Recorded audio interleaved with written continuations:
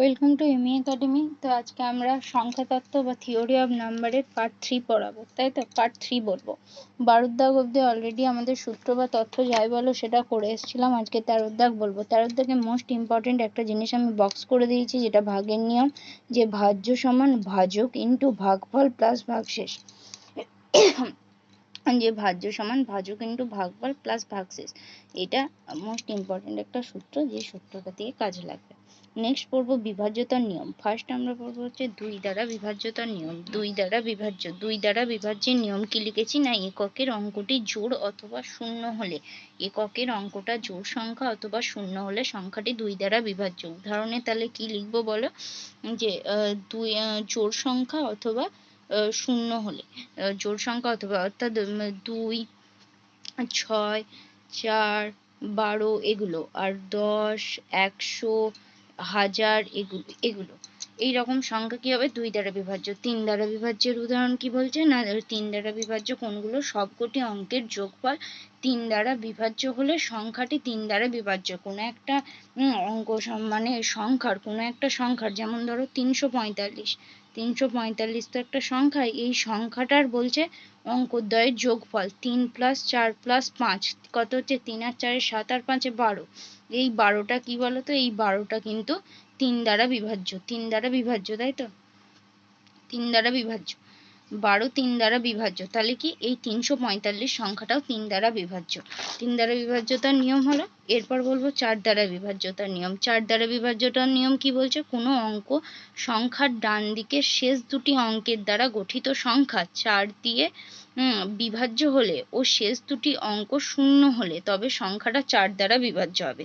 কেমন দেখো, যেমন আমি যদি ফার্স্ট একটা 1224 সংখ্যা নিই, কি বলছে, শেষ দুটো অঙ্ক, কোনো অঙ্ক সংখ্যার ডান দিকে শেষ দুটি অঙ্ক দ্বারা গঠিত সংখ্যা, এই যে 1224, এই 24টা কি 4 দ্বারা বিভাজ্য, 4 6 24, তাহলে কি এই সংখ্যাটা অটোমেটিক 4 দ্বারা বিভাজ্য হবে। 4 3 12, 2 0, 4 6 24, 4 দ্বারা বিভাজ্য হবে। আর একটা কি বলছে না, ও শেষ দুটো অঙ্ক শূন্য হলে, এই যে এইটাও 4 দ্বারা বিভাজ্য হবে, এটাও 4 দ্বারা বিভাজ্য হবে। এরপর 5 দ্বারা বিভাজ্য কি না, শেষ অঙ্কটি 5 অথবা 0 হলে, শেষ অঙ্কটা 5 অথবা 0 হলে, অর্থাৎ 15, 25,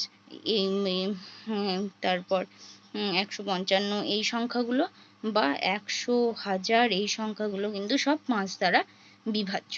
6 দ্বারা বিভাজ্যতার নিয়ম না, যেসব অঙ্ক 2 দ্বারা ও 3 দ্বারা বিভাজ্য এবং যাদের অঙ্ক সমষ্টি 6 দ্বারা বিভাজ্য, সেই সংখ্যাটি 6 দ্বারা বিভাজ্য হবে। যেসব অঙ্ক 2 দ্বারা, 3 দ্বারা এবং যাদের অঙ্ক সমষ্টি 6 দ্বারা বিভাজ্য, যাদের অঙ্ক সমষ্টি, যেমন ধরো একটা সংখ্যা নিয়েছি 6 3 4 5, ঠিক আছে, এখানে 6 + 3 + 4 + 5 করো, কত হচ্ছে, 6 আর 3 9, 9 আর 4 13, 13 আর 5, তাহলে 13 আর 5 18, তাহলে এই 18 সংখ্যাটা কি বলতো, 9 দ্বারা 6 দ্বারা, 6 3 18, 6 3 18, তাহলে আর 6 দ্বারা বিভাজ্য, তাহলে এই পুরো সংখ্যাটাকে বলবো 6 দ্বারা বিভাজ্য। নেক্সট বলবো 7 দ্বারা বিভাজ্য। 7 দ্বারা বিভাজ্য কি বলছে, কোনো সংখ্যার ডান দিক থেকে 3টি করে অঙ্ক নিয়ে গঠিত অঙ্কগুলি জোড় স্থান ও বিজোড় স্থানের যোগফল ও বিয়োগফল 0 অথবা 7 দ্বারা বিভাজ্য হয়, তবে সংখ্যাটা 7 দ্বারা বিভাজ্য হবে।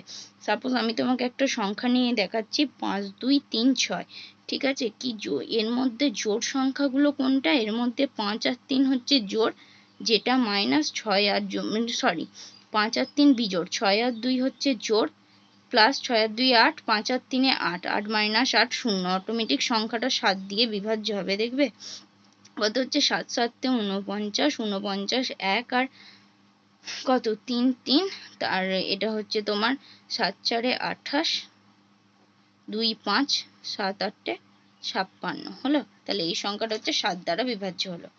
এরপর 8 দ্বারা বিভাজ্যতার নিয়ম। 8 দ্বারা বিভাজ্যতার নিয়ম, কোনো সংখ্যার শেষ 3টি অঙ্ক শূন্য, মানে শেষে 3টে শূন্য থাকলে অথবা 8 দ্বারা বিভাজ্য হলে সংখ্যাটা কি 8 দ্বারা বিভাজ্য হবে, সংখ্যাটা 8 দ্বারা বিভাজ্য হবে। যেমন 8136 বলছে, শেষে 3টে অঙ্ক 8 দ্বারা বিভাজ্য, এখানে 136টা 8 দ্বারা বিভাজ্য, এখানে 136টা 8 দ্বারা বিভাজ্য। 8 একে 8, 2 আর 3 5 6, 7 8 56, 8 দ্বারা বিভাজ্য, সেই জন্যে এই সংখ্যাটা 8 দ্বারা বিভাজ্য হবে। আর শেষে তিনটে সংখ্যা মানে এটা বা 5000 বলো, এই সংখ্যাগুলো 8 দ্বারা বিভাজ্য হবে। 9 দ্বারা বিভাজ্য কি বলছে? 9 দ্বারা বিভাজ্য হচ্ছে সবকটি অঙ্ক সমষ্টি 9 দ্বারা বিভাজ্য হলে সংখ্যাটা 9 দ্বারা বিভাজ্য হবে। সবকটা অঙ্ক সমষ্টি যেমন 5 3 2 8, তো সবকটা অঙ্ক সমষ্টি যেমন 5 + 3 + 2 + 8, 5 আর 3 8, আর 8 আর 2 10, 10 আর 8 18, 18 হচ্ছে 9 দ্বারা বিভাজ্য, সেই জন্য পুরো সংখ্যাটা আমার 9 দ্বারা বিভাজ্য হবে।